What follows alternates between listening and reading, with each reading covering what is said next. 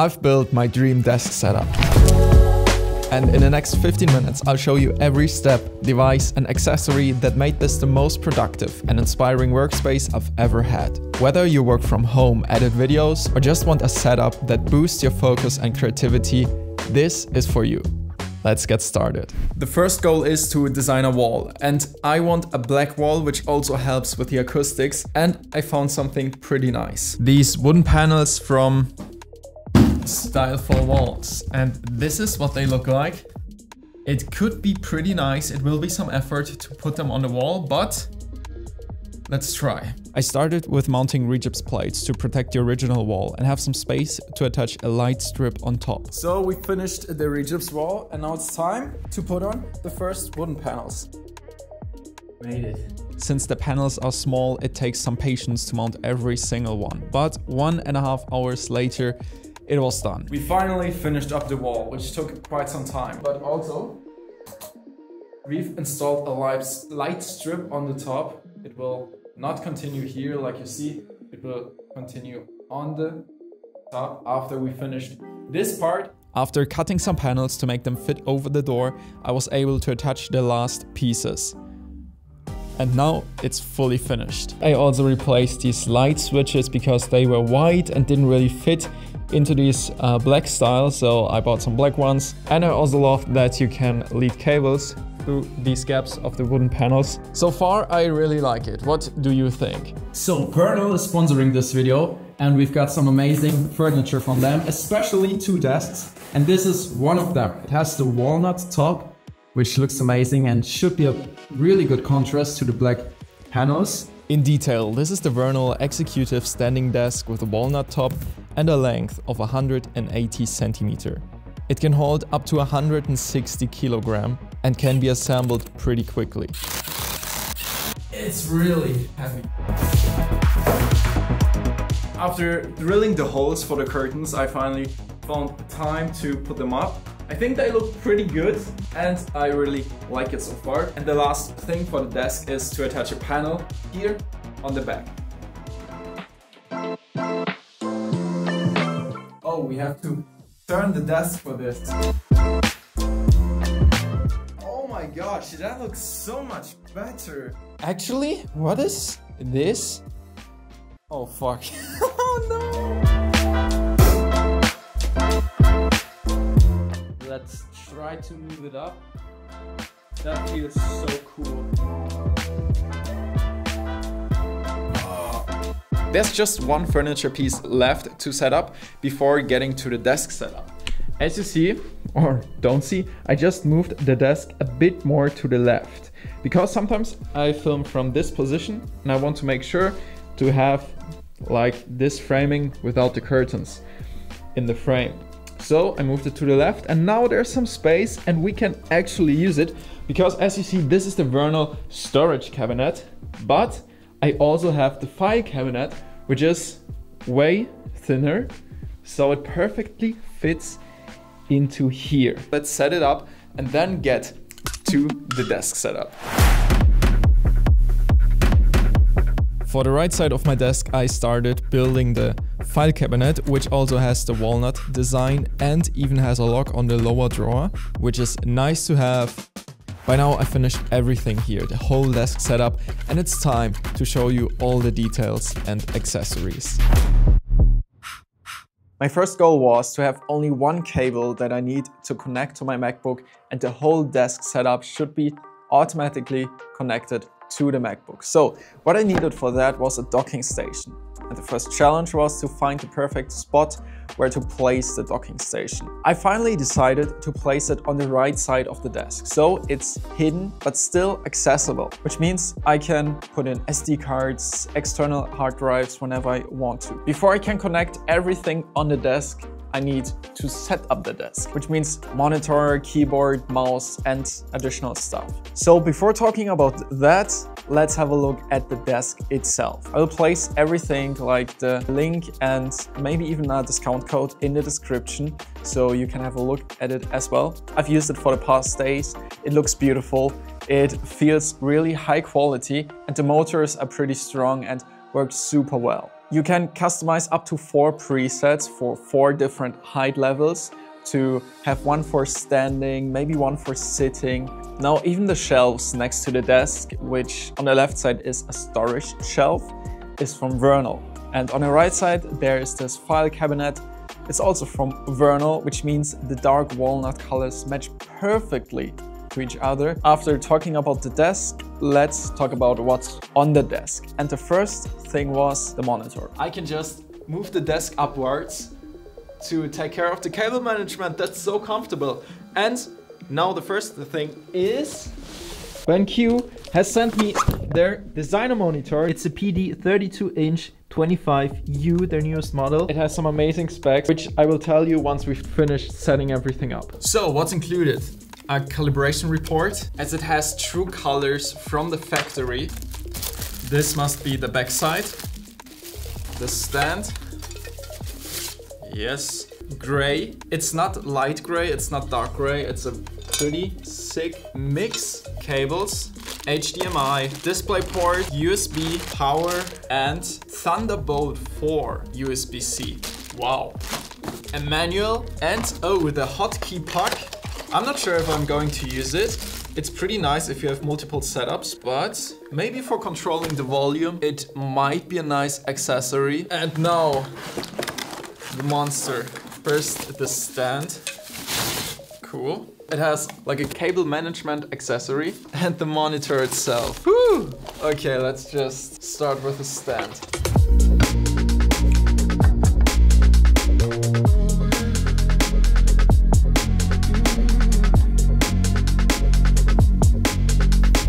It's huge and it has like really thin edges, which is one of the most important things for me when getting a monitor. Also the stand looks nice, but I have also another one from Vernal, which helps me to integrate the monitor even more. And the good thing is, it also works with this monitor.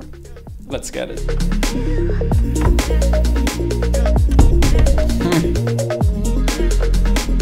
Made it. I just realized Artlist launched a new feature once again. It's called Tools and includes an AI assistant library extension and over 50 plus plugins. Let me show you how to use that. The AI assistant helps you to remove unwanted silences from your timeline, and it can even zoom in at the key moments of your video. With the library extension, you can easily search and preview Artlist assets and just drag and drop them into your timeline.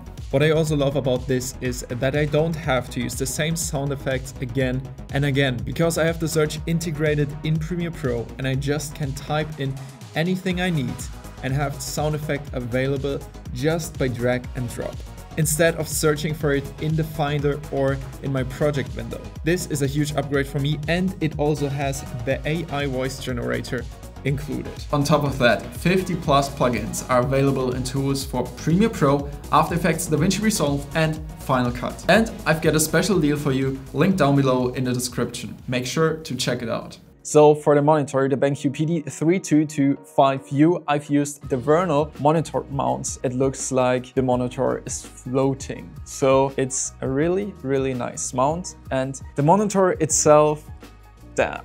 I've used BenQ monitors in the past, the PD3420Q, I guess, and the PD3205U, above each other, and I love them. Now, what's changed with the newest version of the 32 Designer Monitor series is that the bar has been removed, like a plastic bar, so now all the edges look the same.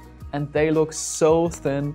I just love it. The design is amazing. And now listen to the specs. First of all, the PD series is made for graphic designers, video editors, those who really have high quality needs and standards when it comes to colors and to color accuracy. It has an IPS black panel and covers 98% of the DCI-P3 color space. Also 100% sRGB. This currently really is the top level what you could expect from designer monitors. And now there's some really amazing features. First of all, you could use this monitor actually as a hub because it has many connectors for USB and USB-C, and you can connect the monitor via Thunderbolt 4 to your MacBook, which means you get really high data transfer speed even if you plug in your external SSDs to your display. And it powers your MacBook because the Thunderbolt 4 also has a power delivery output. Furthermore, there's a daisy chain compatibility, which means just that you use a USB-C to USB-C cable